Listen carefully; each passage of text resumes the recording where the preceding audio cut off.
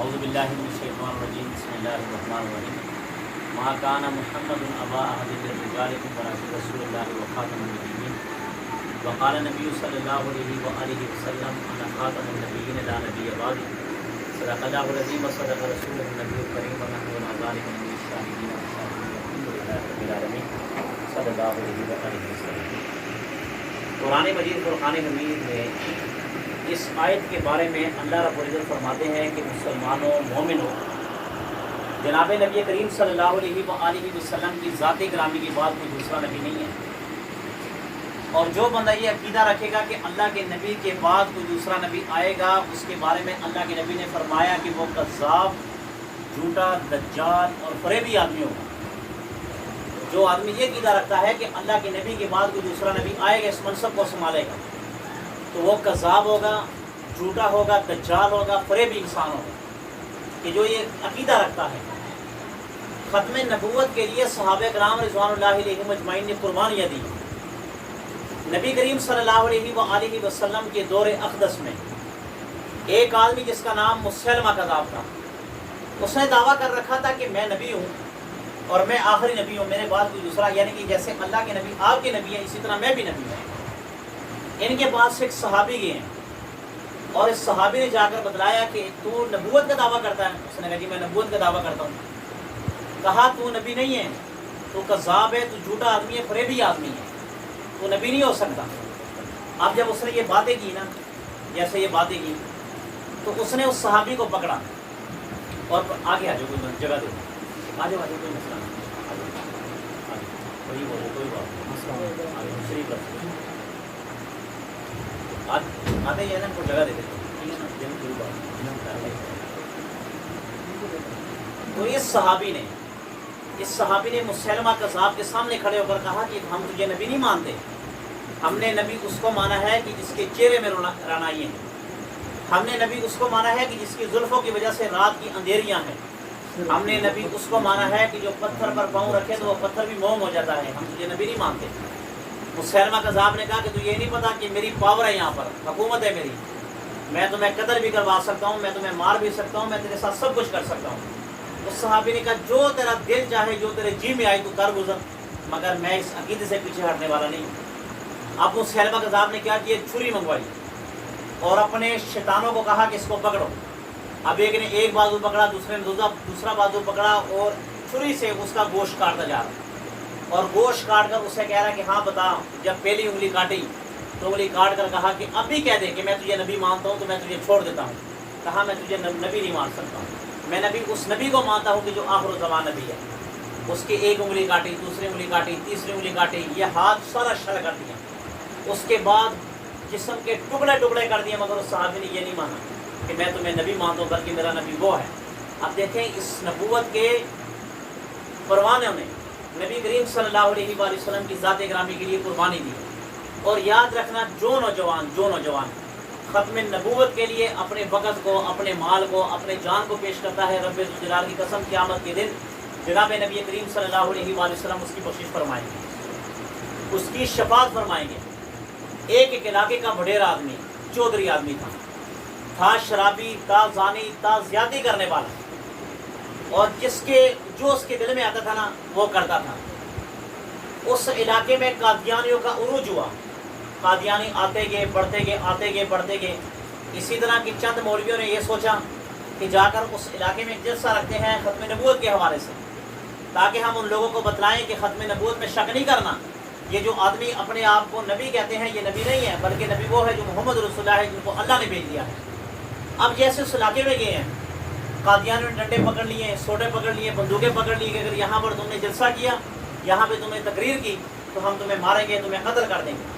اب یہ سارے مولوی اس بدماش کے پاس چلے گئے جو زیادتی کرنے والا تھا، بڈیرا تھا، چودھری تھا، اس کے پاس جا کر چلے گئے اور کہا کہ آپ کی صرف ایک روب کی بات نکلنی ہے، ایک دبدبے کی بات نکلنی ہے، ان سارے لوگوں نے بیٹھ جانا، آج آپ نبی کی ناموس کے لیے ہمارے ساتھ کھڑے ہو گئے۔ اس نے کہا میرا جلسوں سے کیا کام ہے، میں تو شرابی آدمی ہوں۔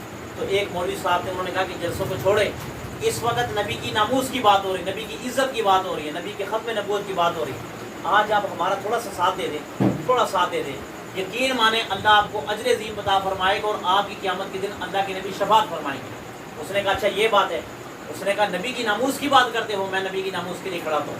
میرا شرابی ہونا اپنی جگہ، میرا زانی ہونا اپنی جگہ، میرا یہ سارے بروں کاموں میں جانا یہ اپنی جگہ، مگر آج اگر نبی کی بات آتی ہے تو میں ضرور کھڑا ہوتا ہوں. اس نے بندوق ہاتھ میں پکڑی اور اس نے کہا جہاں تمہارا دل چاہے، جہاں تمہارا جی چاہے وہاں پر جلسہ کرو، ختم نبوت کی بات ڈنگے کی چوٹ پر کرو، میں تمہارے ساتھ کھڑا ہوں. اب اس نے بندوق ہاتھ میں پکڑی ہوئی. جیسے قادیانیوں نے دیکھا، اس گاؤں کے لوگوں نے دیکھا، وہ سارے پیچھے ہٹ گئے. اس نے کہا چودھری بیچ میں آ گیا، اب ہم آگے نہیں آ سکتے. انہوں نے وہاں پر جلسہ کیا، 3.5 گھنٹے تک تقریر ہوئی، 3.5 گھنٹے تک، اور تقریر کر کے لوگوں کو ختم نبوت کے بارے میں بتلایا. اب جب تقریر ختم ہوئی، اس بدماش نے کہا کہ جاؤ سارے گھروں کو چلے جاؤ، جب تمہارا جی چاہے ختم نبوت کے بارے میں بات ہو، اس گاؤں میں تم نے آنا چاہا مجھے سر بتلا دینا، سارے راستے میں انشاءاللہ ہموار کر دوں گا. اب سارے اپنے اپنے گھروں کو چلے گئے. جیسے یہ آیا، یہ زانی، یہ بدماش آدمی جیسے آ کر اپنے گھر میں سوتا ہے، گھر میں سو کر اللہ کے نبی کریم صلی اللہ علیہ وسلم خواب میں آتے ہیں اور کہتے ہیں کہ اے میرے امتی، اے میرے بندے، آج تو نے میری ناموس کے لیے پہرے داری دی، آج تو نے میری ناموس کے لیے 3-3.5 گھنٹے وقت نکال کر بندوق ہاتھ میں پکڑ کر یہ کہا کہ میرے نبی کی عزت کی بات آتی ہے میں پہرا دوں گا. اللہ کے نبی نے اس کے کندھے پر ہاتھ پھیرا اور کہا کہ تجھے پریشان ہونے کی ضرورت نہیں، قیامت کے دن جیسے آئے گا میں نبی آگے کھڑا ہو کر تیرا استقبال کروں گا، تیرے سفارش کروں گا. یہ اللہ کے نبی نے کس کو بات فرمائی کہ جو نماز نہیں پڑھتا ہے، جو شرابی، جو زانی تھا. صبح اٹھ کر مسجد میں گیا، مسجد میں جا کر توبہ طائب ہوا اور داڑھی رکھ لی. کئی دنوں کے بعد جو مولوی صاحب آئے تھے 3.5 گھنٹے اس علاقے میں تقریر کی، ان کے پاس چلے گئے اور جا کر ان کے ہاتھ پکڑ کر روتے جا رہے. اس آدمی نے کہا میں تمہیں پہچانتا نہیں، تم کون ہو؟ اس نے کہا یاد ہے کہ جب تم میرے گاؤں میں آئے تھے، میرے علاقے میں آئے تھے، قادیانی تمہیں جلسہ نہیں کرنے دے رہے تھے. میں وہ بندہ تھا، مگر وہ ڈیرا، وہ بدماش تھا کہ جس نے بندوق ہاتھ میں پکڑ کر کہا کہ تم تقریر کرو، میں تمہارے ساتھ ہوں. تو اس نے کہا، بابا جی نے پوچھا کہ تمہارا یہ حلیہ، داڑھی، سر پہ پگڑی، ٹوپی، سنت کے مطابق شلوار اوپر اور ہاتھ میں تسبیح، یہ کیسا ماجرا ہے؟ اس نے کہا کہ جیسے میں تمہارے ساتھ 3-3.5 گھنٹے میں نے ڈیوٹی دی، اللہ کے نبی میرے خواب میں زیارت کروائی اور اللہ کے نبی نے اپنا چہرہ مجھے دکھایا اور کہا کہ تجھے پریشان ہونے کی ضرورت نہیں. رب ذوالجلال کی قسم، جیسے میں صبح اٹھا میں نے سارے گناہوں سے توبہ کر لیا اور میں اللہ کے نبی کے راستے پر لگ گیا. ختم نبوت کی فضیلت ہے. اللہ کی قسم کھا کر کہتا ہوں، امام مالک رحمۃ اللہ علیہ نے فرمایا کہ جس دور میں، جس سن میں، جس گھڑی میں، جس علاقے میں، جس شہر میں نبی کریم صلی اللہ علیہ وسلم کی گستاخی ہو اور وہ امت اپنے نبی کی گستاخی کا بدلہ نہ لے سکے، تو اس امام مالک نے فرمایا کہ وہ ایک بڑا تالاب ڈھونڈے اور تالاب میں جا کر ڈوب مرے. وہ امت ڈوب مرے کہ جو اپنے نبی کی عزت کا دفاع نہیں کر سکتے. آج قادیانیوں کا عروج ہے. قادیانی دباتے پھرتے ہیں اور اپنے کام اور اپنے مشن کو گلی گلی، کوچے کوچے، بازاروں میں، بچوں میں، بڑوں میں، عورتوں میں، جوانوں میں پیسوں کا لالچ دے کر مسلمانوں کو خرید رہے ہیں. مسلمانوں کو کہتے ہیں آ جاؤ، ہم تمہیں پیسہ دیتے ہیں، ہم تمہیں نوکری دیں گے، ہم تمہیں چھوکری دیں گے، ہم تمہیں گاڑی دیں گے، مگر آؤ ہمارے ساتھ کام کرو. افسوس، صد افسوس کہ ہمارے مسلمان سارے سوئے پڑے ہیں.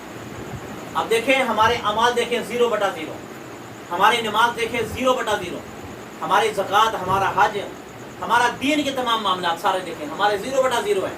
ہمارے پاس اگر بخشش کا ذریعہ ہے تو وہ ایک ہی چیز ہے، وہ نبی کریم صلی اللہ علیہ وسلم کی ذات گرامی. آپ صلی اللہ علیہ وآلہ وسلم کی ختم نبوت ہے کہ اس کے ساتھ ہم چمٹ جائیں، اس کے ساتھ ہم اپنے آپ کو لگا لیں. جب اپنے آپ کو لگا لیں گے، یقین مانیں قیامت کے دن ہماری نماز بے شک بیکار ہوگی، ہمارا حج بے شک 2 نمبر ہوگا، ہمارا عمرہ ٹھیک نہیں ہوگا، ہمارا مسلمانوں کے ساتھ لین دین، حسن، اخلاق، زن ٹھیک نہیں ہوگا.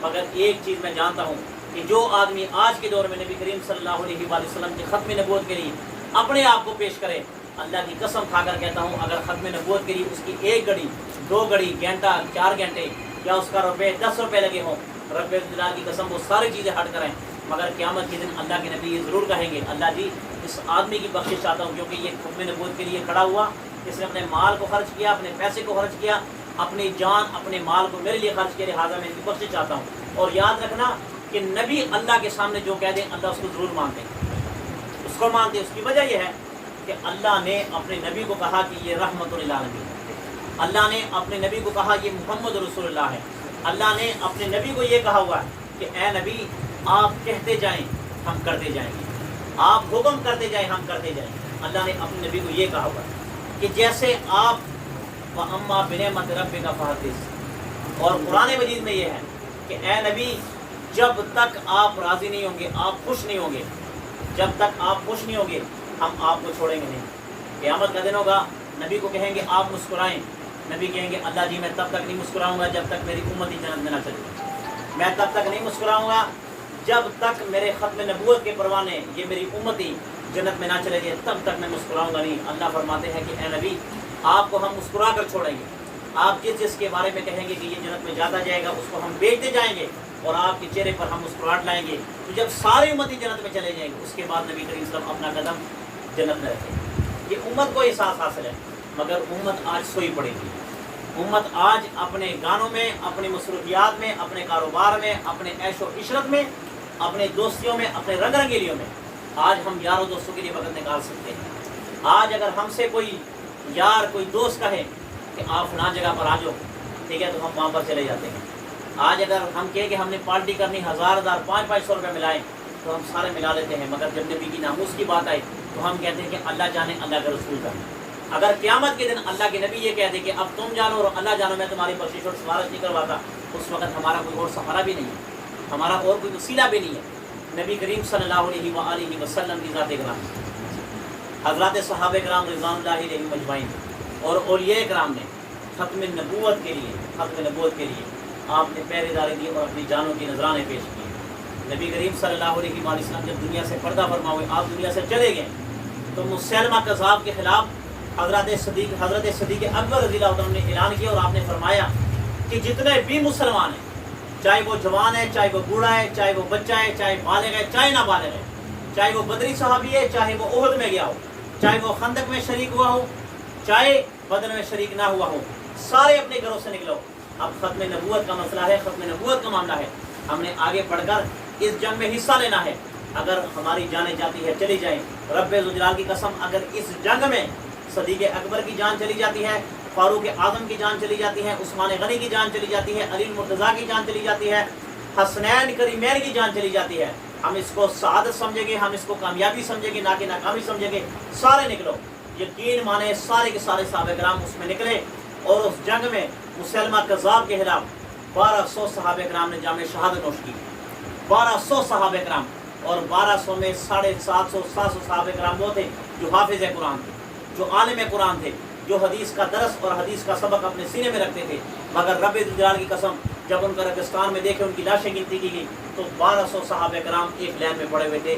کس لیے؟ ختم نبوت کے لیے.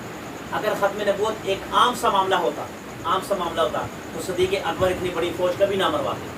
صدیق اکبر اتنی بڑی فوج کو کبھی بھی مسلمہ کذاب کے خلاف کبھی نہ لڑواتے, اپنے مسلمانوں کی جان کو کبھی ضائع نہ کرتے.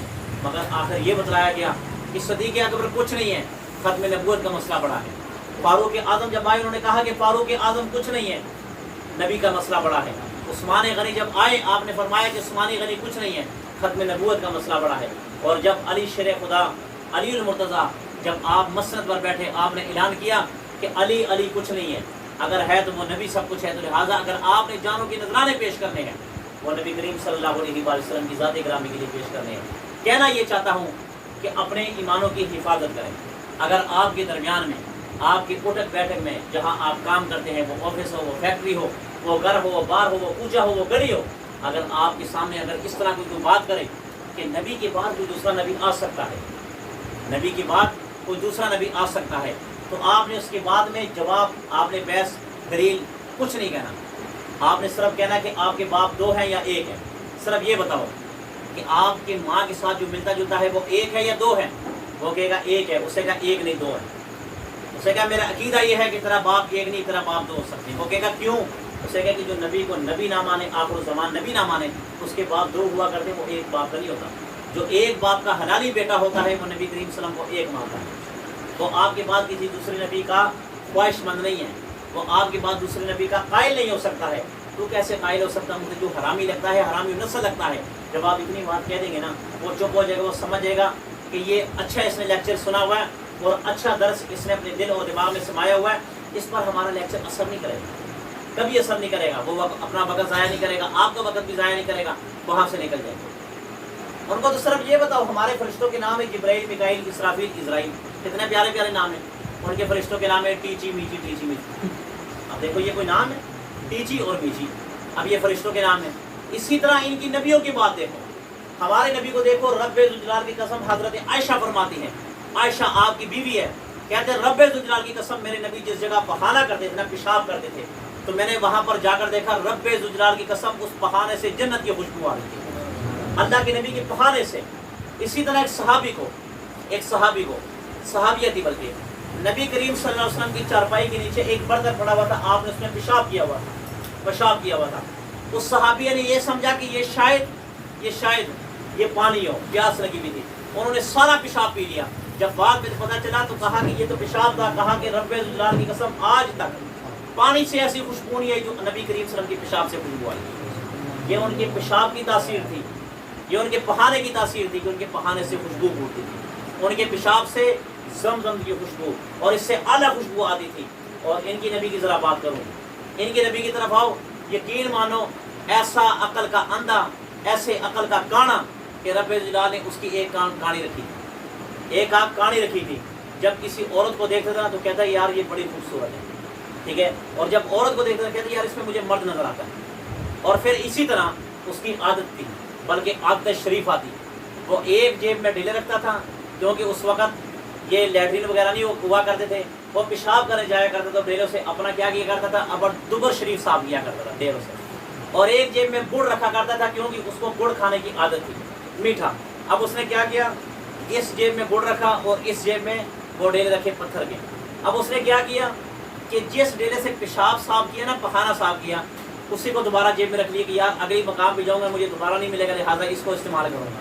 اور وہ گڑ اب اس کو کیا ہوا، آدھے راستے میں جا رہا ہے، آدھے راستے میں جاتے اس کو جو نا وہ تھوڑی طلب ہوئی گڑ کی، تو گڑ کھانے کے بجائے وہ ڈیلا استعمال کر لیا جس کو ماشاءاللہ پیشاب لگا ہوا، ٹھیک ہے، اس کو کھائے اور کھا کر کہتا اپنے مریدوں کو کہ خدا کے بندو آج جس دکان سے تم گڑ لائے وہ گڑ 2 نمبر ہے، اس کو جا کے پکڑو، اس دکاندار کو جا کے پکڑو، تو اس نے تمہیں گڑ 2 نمبر دیا۔ اس نے کہا حضرت ہمیں گڑ دکھائیں، تو اس نے کہا یہ دیکھو یہ گڑ، انہوں نے کہا حضرت اس کو تو ٹٹی لگی ہوئی ہے، تو آپ کے ٹٹی شدہ گڑ ہے، یہ کیسے، یہ گڑ تو دوسرے جیب میں پڑا ہوا۔